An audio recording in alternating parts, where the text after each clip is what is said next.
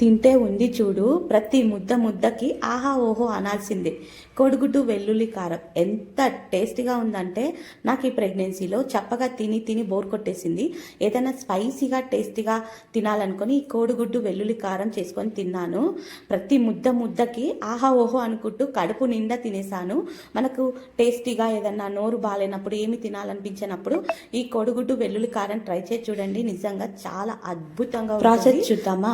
ముందుగా అయితే mixie jar తీసుకొని అందులో వెల్లుల్లి, జీలకర్ర, కారం, సాల్ట్ ఇవి వేసుకొని పౌడర్లా చేసి పెట్టుకోవాలి. మెత్తటి పౌడర్లా చేసుకోవాలి.